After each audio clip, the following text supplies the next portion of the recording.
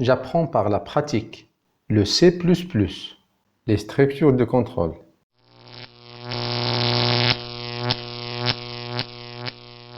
Activité pratique de 5. On vous demande d'écrire un programme permettant de saisir un nombre entier, puis d'afficher selon 3 cas en utilisant la structure switch. Premier choix, lorsque le nombre saisi est égal à 1. Deuxième choix, lorsque le nombre saisi est égal à 2. Troisième choix, lorsque le nombre saisi est égal à 3. Choix inexistant lorsque le nombre saisi est différent de 1, 2 ou 3. On vous donne le temps pour y réfléchir et proposer votre propre solution. Vous pouvez faire une pause, puis reprendre cette vidéo une fois que votre solution est terminée.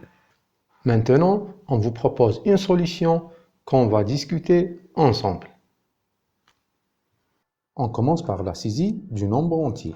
Donc, saisie d'un nombre entier.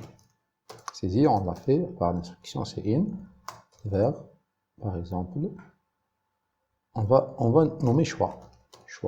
D'accord? Choix.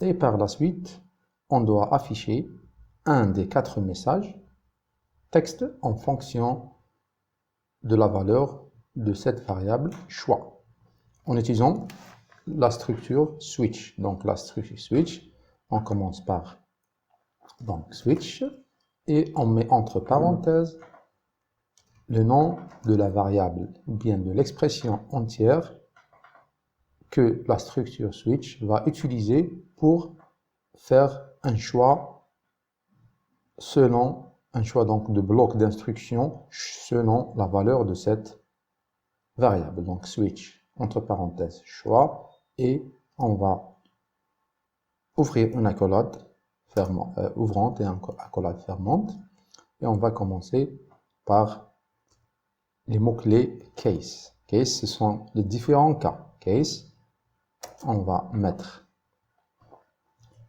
case 1 pour dire que si la valeur de choix est égale à 1, donc le programme il va exécuter le bloc d'instruction défini dans le case 1. Donc case 1, et on va juste afficher c'est out. Donc premier choix. Point virgule, à la fin du bloc d'instruction, on doit ajouter le mot-clé break.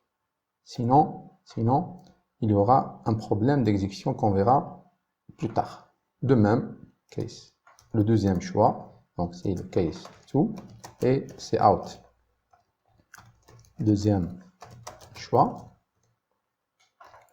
et break. Et le troisième choix, donc c'est out. Troisième choix. Et le quatrième, c'est lorsque la valeur de choix elle est différente de 1, de 2 ou 3. Donc, dans ce cas, on va ajouter le mot-clé default. Default permet justement de définir le comportement de la structure switch lorsque le choix diffère de l'un des choix proposés par les mots-clés case. Dans ce cas, on va juste afficher quel message, c'est out, donc choix inexistant. Choix inexistant. À ce niveau, on n'a pas besoin d'ajouter le mot-clé break. Et on va essayer de construire notre programme. Bon, toujours donc les déclarations. Donc, déclaration des variables. Il n'y en a qu'une, c'est la variable choix. D'accord. Et on va compiler. Donc, 0 erreur. On va essayer d'exécuter et voir quel sera le comportement de notre programme. Donc, exécution première. Si on met 0, il affiche choix inexistant. Un autre test. Si on met 1, premier choix. On va mettre 2, deuxième choix. On va mettre 3, troisième choix. On va mettre notre valeur, peut-être moins 6.